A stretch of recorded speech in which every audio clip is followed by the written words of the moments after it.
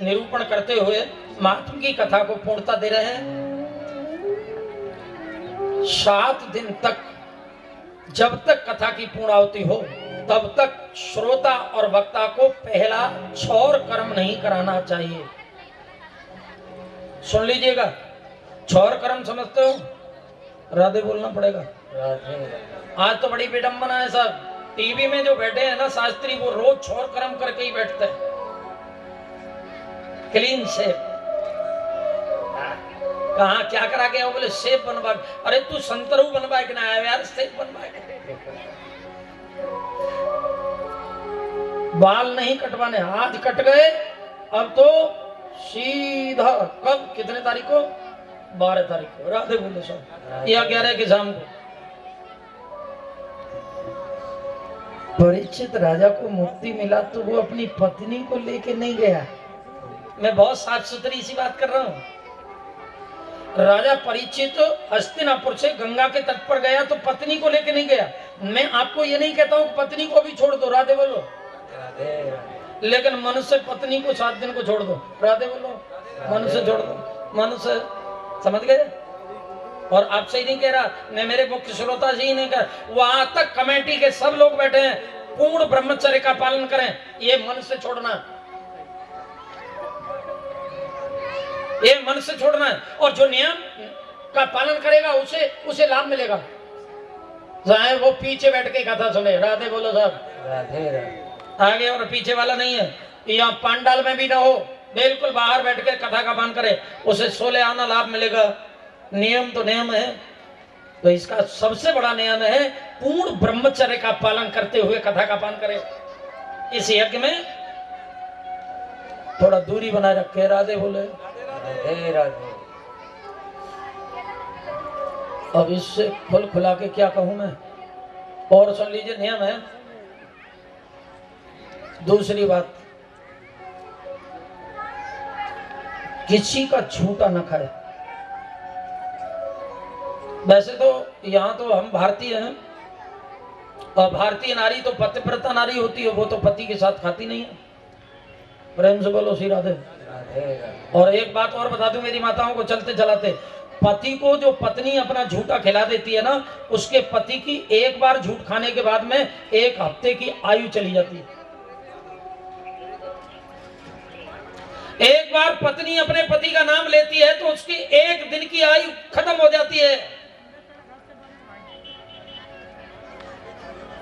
पहले काम चलता था ए जी ओ जी करके, अब तो सीधा बोले कौन बोल रही हो? बोले मिसेज फलाना सिंह, सीधे भैया जैसा नाम ले लेती है। नहीं, नाम लेना अपराध। कीर्तन में आए तो लो, लेकिन वैसे नाम लेना अपराध है। पति का नाम लेना ठीक नहीं है, पति को झूठा खिलाना ठीक नहीं है। झूठा किसी का ना खाएं। पत्तल पे हो सके तो बिल्कुल संतों की तरह से बिल्कुल शीत प्रसाद बना के खाएं। कैसा प्रसाद? आहा, साधु बन जाइएगा। 7 दिन तक तुम्हारा न धन है, न बल है, न तप है, कुछ भी नहीं है। तोड़ दीजिए अपने आप को, मेरे पास कुछ भी नहीं है, मैं तो शरणागति है प्रभु की, ये मानकर भगवान की गोद में पड़ा हूं। मेरे पास कुछ भी नहीं ठाकुर, मैं तेरी शरण में आया हूं भगवान।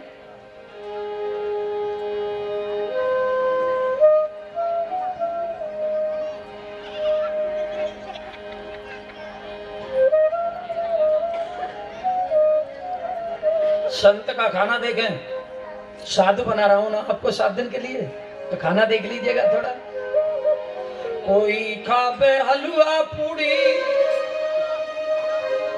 बर्फी सजाए के, कोई खावे हलवा पूड़ी बर्फी सजाए के, साधु खामे सूखे हरि भोग लगाए के, साधु खामे सूखे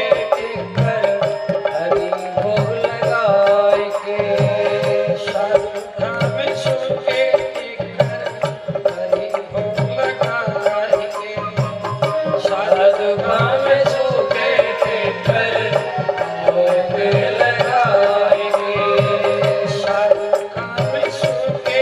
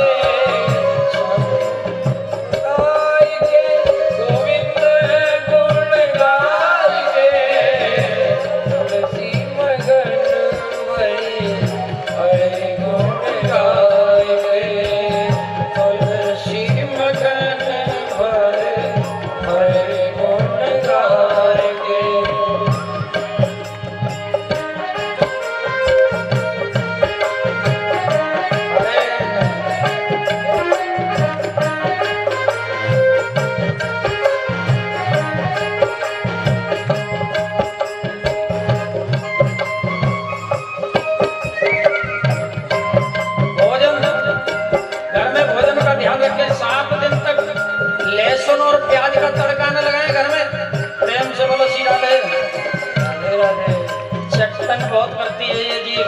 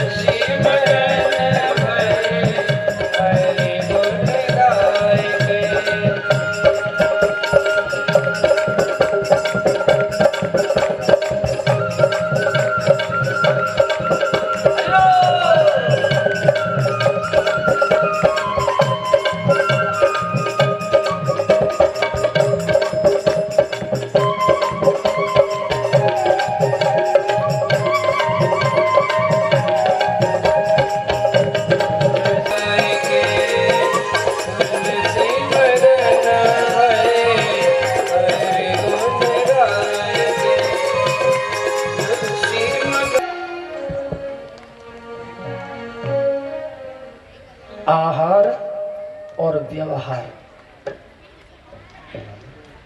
साधक के जीवन में दो नियम है। आहार मन को बनाता है, व्यवहार से जीवन सुधरता है। जैसा खाओगे अन्न और वैसा बनेगा। आहार शुद्ध हो, बुद्धि शुद्ध हो। इसलिए मेरा नियम यहां नियम है कि भोजन पर बहुत बहुत कंट्रोल रखें। उबली हुई रोटी बिल्कुल उबली हुई सिद्ध की, बिल्कुल नमक मिर्च तो बिल्कुल पास में लाल नहीं आनी चाहिए। राधे बोलो। राधे राधे। लाल मिर्च बहुत खतरनाक, लंका बोलते हैं हमारे यहाँ। लंका है और लंका से दूर रहना ठीक, लेकिन हरी वाली भी बड़ी तीखी है। राधे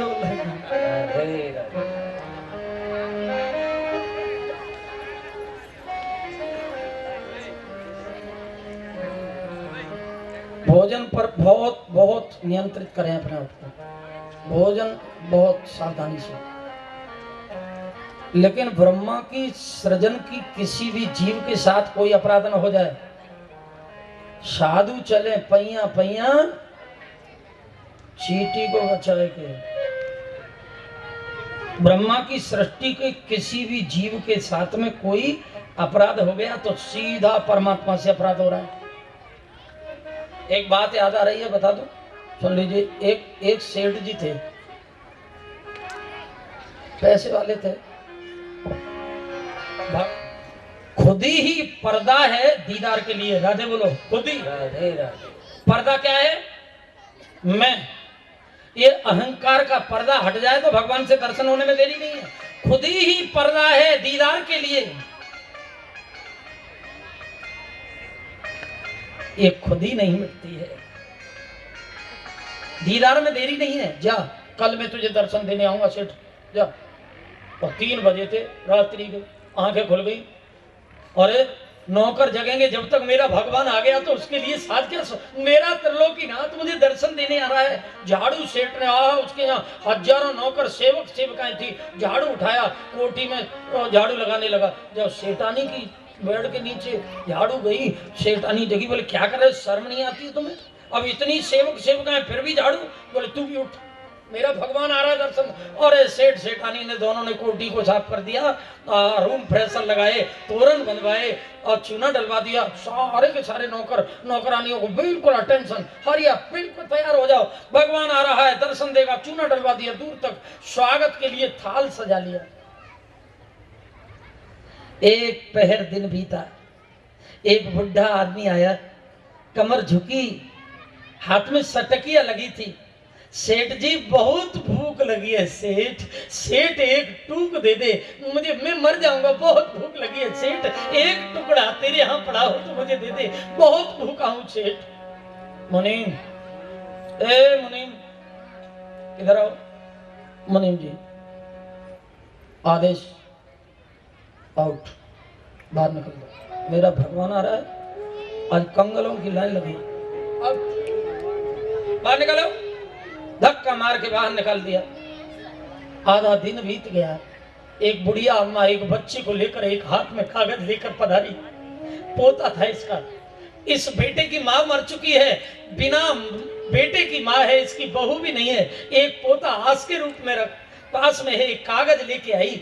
बाबा ये सेठ मेरा पोता मर जाएगा, औषधि वैद्य जी ने कहा है इसकी औषधि लेनी है, मुझे पैसा नहीं चाहिए सेठ, मेरी दवा मंगा दीजिएगा, औषधि दे दो, एक ही आस है जीवन की, पोता है मेरा, मेरा पोते का जीवन बच जाएगा सेठ। सेठ तेरे यहाँ नौकरी चाकरी करूंगी, तेरा सूद प्याज लगा के पैसा, मैं बहुत गरीब, मेरे बेटे का जीवन बचेगा। मुनीम इधर आओ,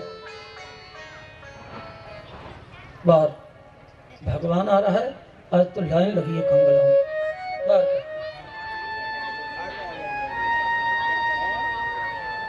शाम हो गई, एक पहर दिन रहा होगा। इस सेठ की कोठी में एक व्यक्ति ने और प्रवेश किया। चित्रा भी नहीं था शरीर पर, एक चित्रा भी शरीर पर नहीं है, केवल इज्जत आबरू, ऊपर आकाश है, नीचे धरती है। एक लंगोटी पहने हुए इज्जत आबरू बचाए। कड़ाके की सर्दी पड़ रही थी। सेठ रात को नींद नहीं आती मुझे, नीचे से जमीन बहुत ठंडी लगती है, ऊपर से कोहरा पड़ता है सेठ, बहुत सर्दी लगती। सेठ तेरे यहाँ फटे टूटे गुदड़े पड़े हो सेठ, तन ढकने के लिए मुझे दे दे सेठ, बहुत दुखी हूं मैं। बुलाया, मुनीम इधर आओ, इशारा कर दिया, समझ गया मैं, आज तो कंगलों ने हद कर दी। कल तक नहीं आए थे, आज तो 3-3 4-4 चक्कर लगाया, बहुत आए, बाहर कर दो इन्हें। निकाल दिया।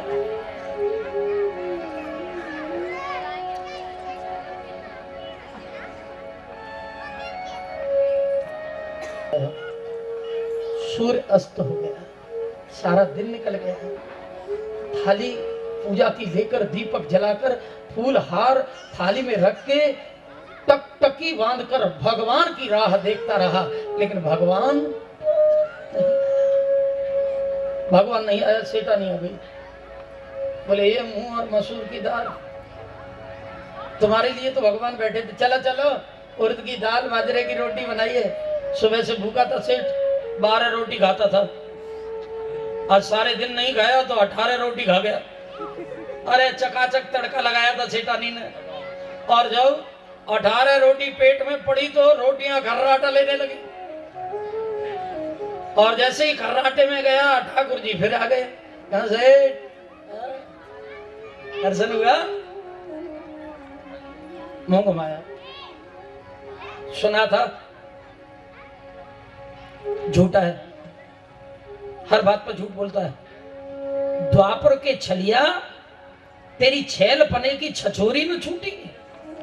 ये द्वापर के छलिया आज भी तूने छल किया, और मुझे पता था कि तू लंबा झूठा है, लेकिन आज तो मैंने देख ही लिया तू बहुत झूठा है। सुबह से लेकर शाम तक मैं देखता रहा।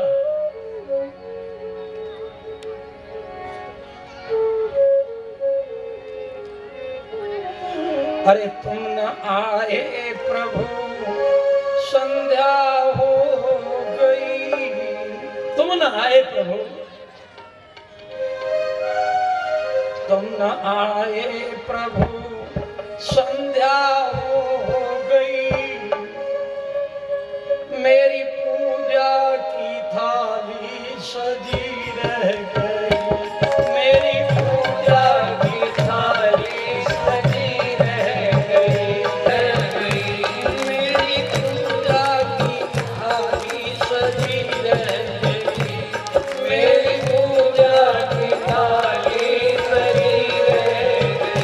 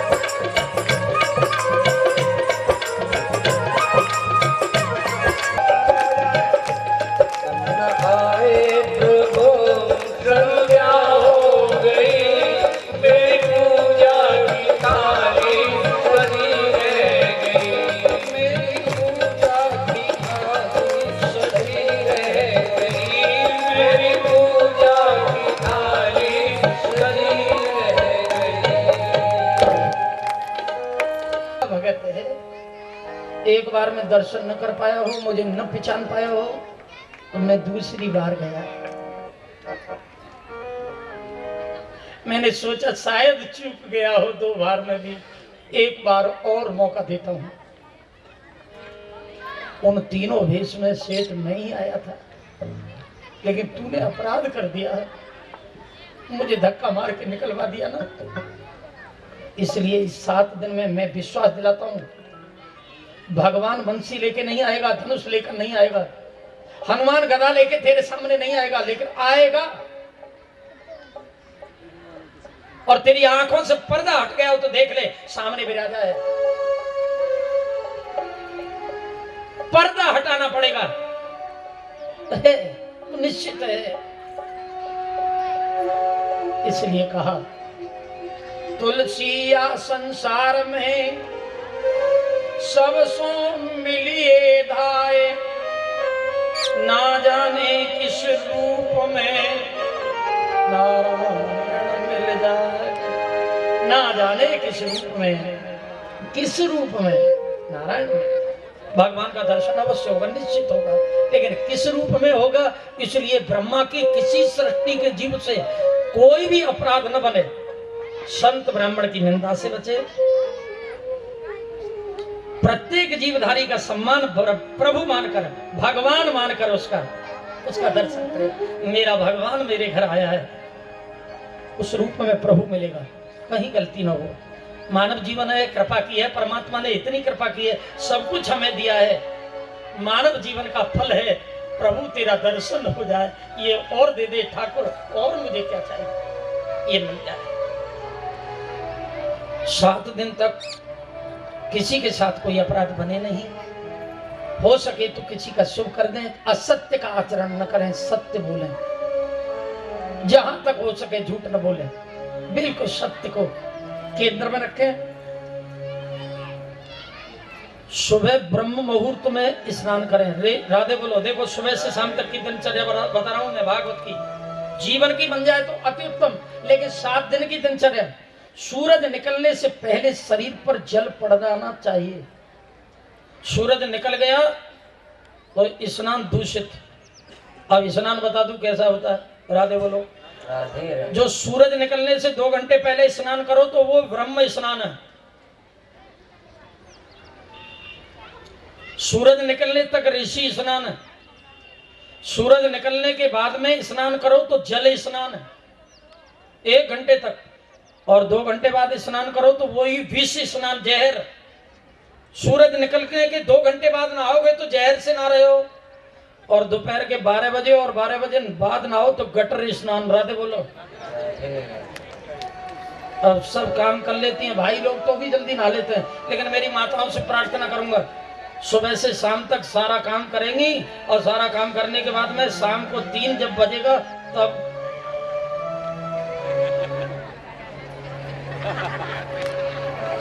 राधे बोलना पड़ेगा। बहुत अच्छा नहीं है।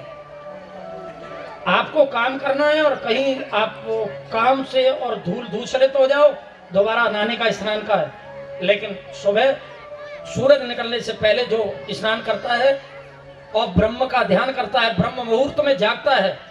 पहला दिन है आज। एक बात और बता, जागने की शिक्षा दे रहा हूं आज। मुख्य शिक्षा है आज, जागना कब है वो ध्यान दीजिएगा। जो ब्रह्म मुहूर्त में जागता है वो ही ब्रह्म का कृपा पात्र बनता है। प्रेम से बोलो। अच्छा, आपने बैंक देखी है? Bank, state bank, PNB, Punjab national bank, Indian bank, ये सब बैंक की बात कर रहा हूँ। तुम तो पैसा वैसा रखते हो गया। हाँ, हम क्या यार, है ही नहीं तो रखेगा। बैंक वाली बात कर रहा हूँ। जो बैंक में अपना पैसा हम रखते हैं वो बैंक हमें पैसा देगी नहीं देगी? देगी ना, सूद ब्याज लगा के देती है, लेकिन उसका भी एक टाइम होता है। हमारे पैसे को हमें बैंक अदा करती है तो वो 10 से 4 तक देती है। राधे बोलना पड़ेगा। एक बैंक का टाइम क्या होता है? आप 9 बजे जाओगे तो बैंक पैसा देगा 5 बजे। राधे बोल। तो भगवान की एक बैंक है, भगवान का कृपा का भी एक बैंक है, और वो है ब्रह्म मुहूर्त। वो रजाई में निकल जाता है। राधे बोल।